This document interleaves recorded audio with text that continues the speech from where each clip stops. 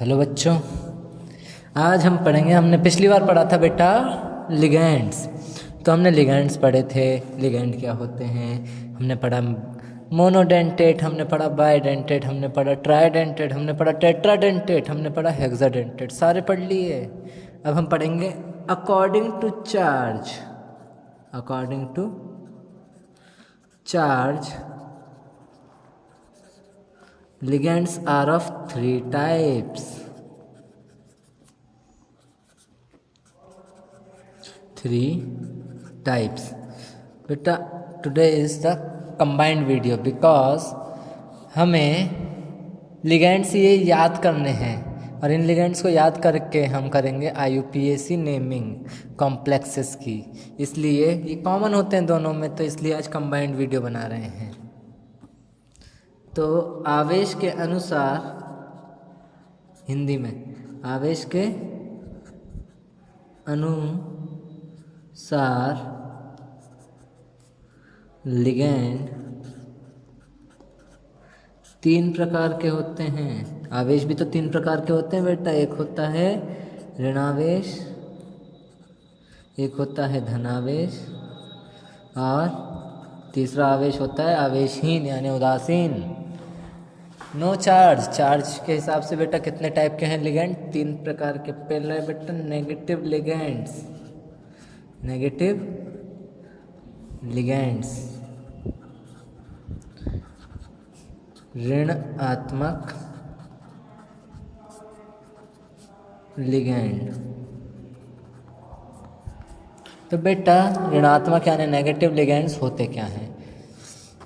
ऐसे लिगेंड्स जिन पर negative charge हो, तो हमें ये जो लिस्ट बना रहा हूँ वो ये याद होनी चाहिए। जैसे Cl को बोलते हैं बेटा क्लोराइडो या क्लोरिडो।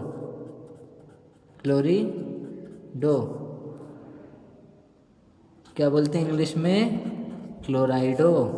मर्जी है तुम्हारी, क्लोरिडो बोलो, क्लोराइडो बोलो या क्लोरो बोल दो, एक ही बात है। हिंदी में क्लोरो बोल सकते हो। इसी तरह F- का क्या हो जाएगा? फ्लोराइडो, फ्लोरिडो, फ्लोराइडो या फ्लोरो। ऐसे ही हेलोजन के सारे हो जाएंगे। जैसे आई आया तो आयोडाइडो, आयोडो। ऐसे ही Br- ब्रोमो, ब्रोमाइडो। ऐसे ही बेटा Cn- को बोलेंगे साइनो,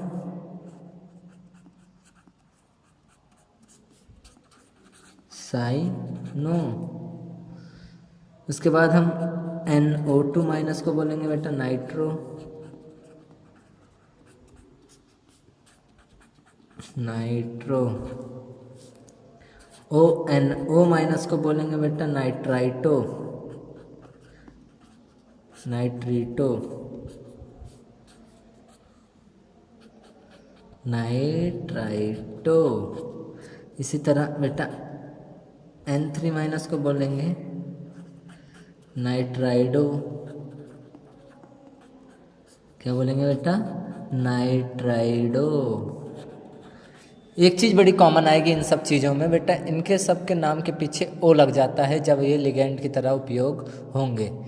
तो मैं बता दूंगा किस तरह से होता है ये, हम जब IUPAC नेमिंग करेंगे तब। तो इसकी बेटा पूरी लिस्ट मैं आपको भेज दूंगा। तो नेगेटिव लिगेंड आपको समझ में आ गया होगा। मैं इसका PDF आपके साथ संलग्न यानी लगा दूंगा। क्वेश्चन आपका दूसरा है बेटा पॉजिटिव लिगेंड्स। पॉजिटिव लिगेंड्स धनात्मक लिगेंड।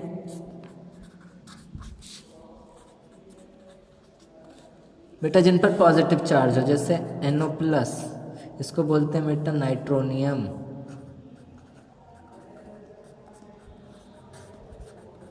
दूसरा होता है बेटा NO2+।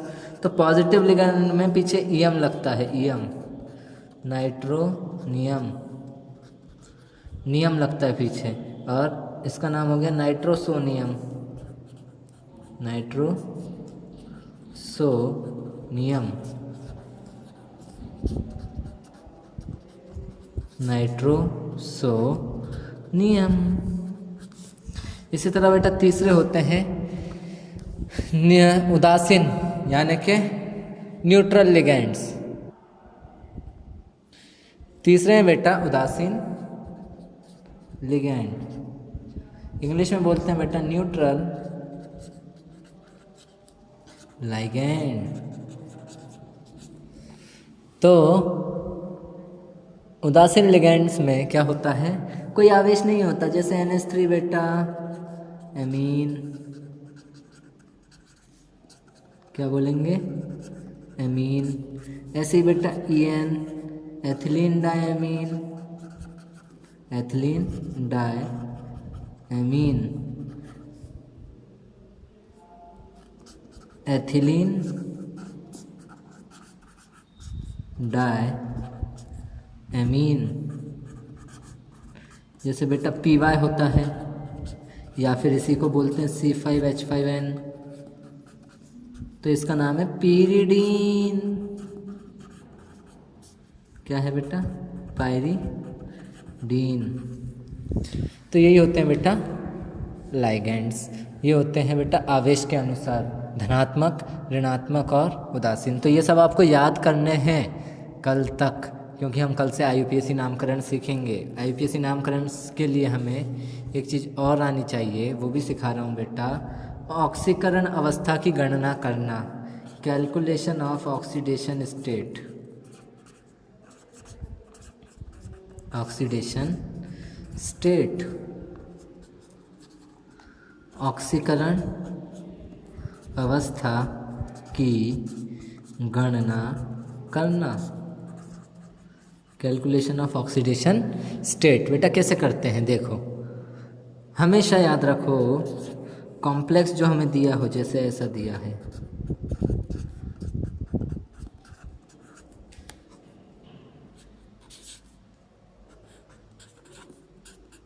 मैं बेटा क्वेश्चन लिख रहा हूँ यहाँ पे,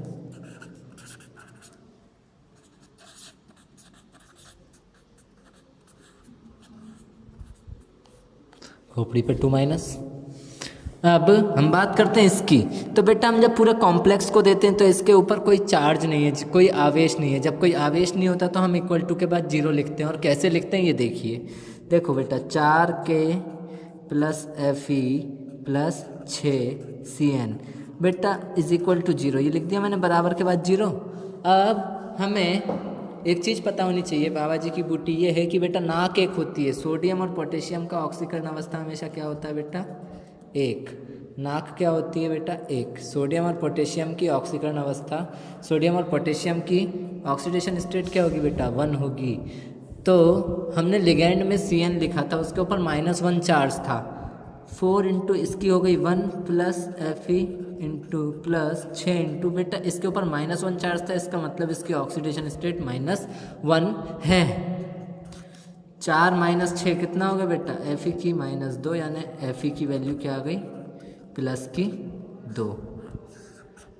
तो ये बेटा ऐसे ऑक्सीडेशन स्टेट निकालेंगे। एक और देखते हैं हम, दूसरा क्वेश्चन देखते हैं। ये है बेटा, तो हमेशा मेटल की निकालनी होती है, जो इसके अंदर मेटल होता है, जैसे कोबाल्ट है 6NH3 + 3Cl, इसके बराबरी में 0, इसके ऊपर भी कुछ नहीं है। ये कोबाल्ट की ही ऑक्सीडेशन स्टेट हमें निकालनी है।